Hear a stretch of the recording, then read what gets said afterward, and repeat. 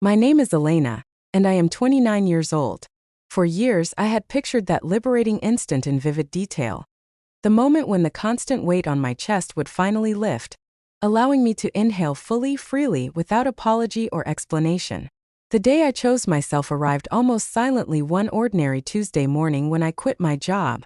No grand farewell speech, no dramatic exit through revolving doors, just a concise resignation email composed in the quiet hours before dawn, my finger pausing only briefly before clicking send. That I had spent too long enduring the grind.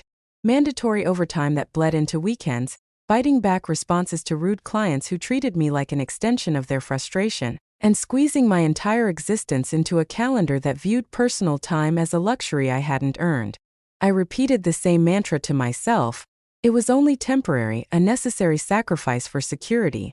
But security remained elusive, replaced instead by mounting exhaustion that seeped into my bones. One day, I simply decided the cost had become too high.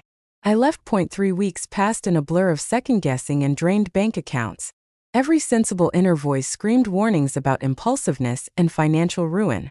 Yet amid the fear, I took the leap that had once seemed impossible. I purchased a modest beach cottage, my long-imagined place of restoration. It wasn't some extravagant estate featured in glossy travel spreads. No infinity pool or marble floors, just a cozy wooden home perched on a quiet stretch of coastline. To me, though, it was extraordinary. Sunlight pouring through wide windows, the constant murmur of waves replacing the city's relentless clamor, salt-scented breezes drifting through open doors. That first evening, I sat cross-legged on the weathered porch, bare feet against warm planks, gazing as the sky shifted from azure to molten amber. A strange sensation settled over me. Peace that demanded nothing in return. For the first time in memory, I felt anchored in my own life. Then, as night deepened and I allowed myself to believe the chaos of the past was truly behind me, my phone vibrated on the side table. My mother's name glowed on the screen, sending an instant tightness through my ribs. I nearly let it ring out, but old habits die hard. Guilt tugged until I answered that no hello. No inquiry about my well-being. Her voice launched straight into command mode, the same tone that had shaped my childhood decisions before I could form opinions of my own. Neymar, we're coming tomorrow. Your father already packed the car. It's settled. The statement hung in the air, surreal and solid all at once. My thoughts stalled. The spacious room suddenly shrank, the distant surf sounding farther away. I let out a small, disbelieving chuckle, half expecting her to laugh too and admit it was a poorly timed prank. But only silence followed on the line. Then colder. If that's a problem for you, Elena, you're welcome to make other arrangements. The sheer presumption struck like a slap. This house was mine, purchased with money I had earned, risked everything for, chosen as the foundation of a new beginning. In her mind, apparently, it had already been reassigned as family property. My fingers tightened around the phone until my knuckles ached. Childhood memories surged forward. My academic awards claimed as collective pride, my first paycheck quietly absorbed into household expenses, my attempts at privacy dismissed as selfishness. They had always viewed my successes as shared resources and my limits as obstacles to remove. I in the background, I caught my father's low cough, present, yet utterly passive. His silence stung worse than any objection could have. I wanted to yell, to demand they explain themselves. Instead, decades of training pulled polite questions from my lips.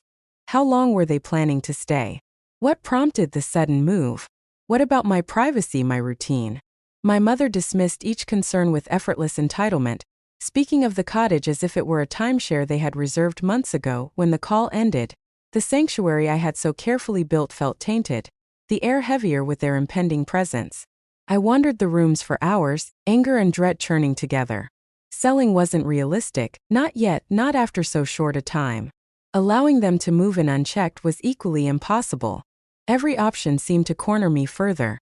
Yet beneath the panic, a quiet certainty began to take root. This time was different. I no longer lived under their roof, reliant on their goodwill or approval. The deed was in my name alone. The walls, the view, the very ground beneath me belonged to me. The shaking in my limbs gradually stilled, replaced by a firm, growing determination. If they intended to claim my hard-won tranquility, they would face a woman they no longer recognized. Mourning. The initial shock had crystallized into a deliberate strategy. I repeated my mother's declaration, "We're coming tomorrow." Not as intimidation but as a ticking clock. They anticipated compliance, the familiar pattern of me yielding, adapting, prioritizing their comfort over my own. They had no inkling of the transformation silence and solitude had forged in me as dawn light spilled across the floor. I stood at the wide window, watching the ocean advance in steady, relentless rolls. My parents thought they were arriving to take possession.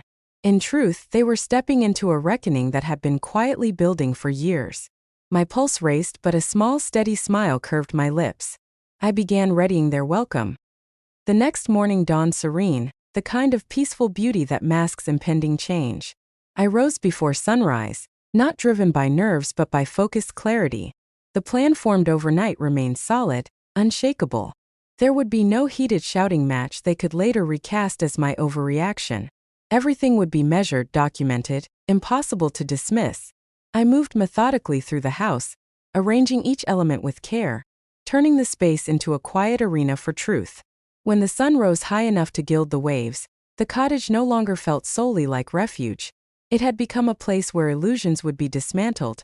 They arrived precisely on schedule. Their familiar sedan pulled into the gravel drive with the assurance of invited guests. From behind the curtain, I observed my mother emerge first, surveying the yard with proprietary approval, already envisioning her adjustments. My father trailed behind, expression neutral as ever. Neither supportive nor opposing, simply there. They didn't knock. My mother simply turned the handle and stepped inside, calling out immediately, "Elena, the front porch could use sweeping. First impressions matter." The old reflex to apologize rose briefly, then faded.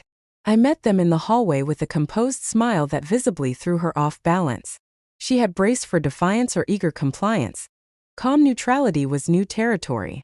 "I have something prepared for you both," I said evenly, her eyes narrowed with instant wariness.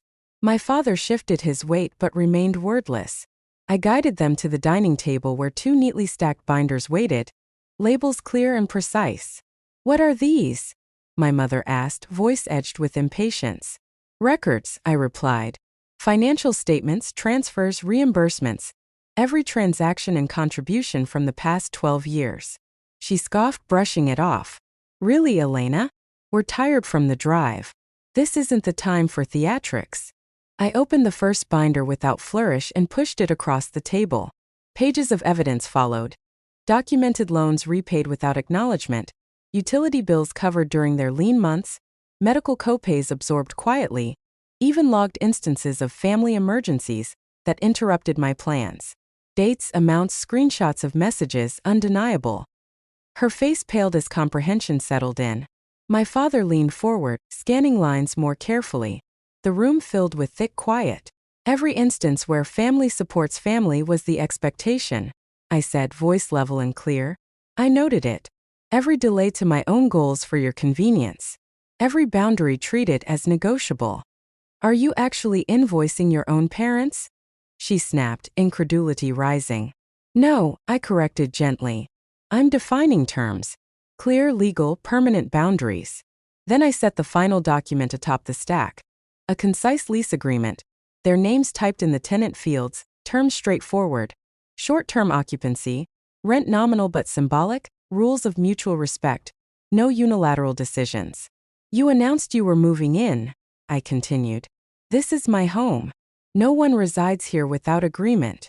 If you choose to stay, it's under these conditions, temporary, respectful, defined." The outburst arrived then, predictable and fierce. Accusations of ingratitude, selfishness, coldness. The usual weapons of guilt and shame. But this time the words struck no purchase. The power dynamic had irrevocably shifted. Her authority no longer held sway in this space. My father spoke at last, voice low and unsteady. "Elena, this seems harsh." "What was harsh?" I responded quietly. "Was presuming ownership over my life without ever asking." The tension stretched, their indignation slowly giving way to disorientation.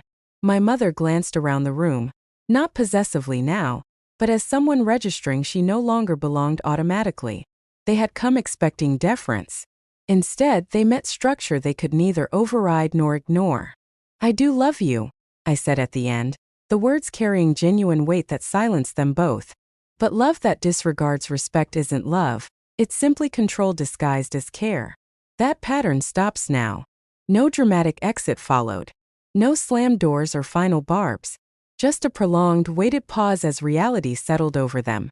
They could accept the outlined terms or depart. The decision rested with them, yet the authority behind it had vanished. When they finally turned toward the door, my mother appeared diminished, my father visibly aged. Not broken, but unmistakably altered by encountering accountability for the first time. I watched their car disappear down the coastal road from the porch where my dreams of freedom had first taken root. The ocean continued its rhythmic surge, a steady, approving murmur. The terror that once governed my choices had evaporated, replaced by something durable and clear: self-possession. Certain triumphs arrive with fireworks and fanfare. Mine unfolded in measured silence, exact and profound. The preparation I made wasn't vengeance or bitterness. It was simply autonomy, recorded, witnessed, and finally unbreakable.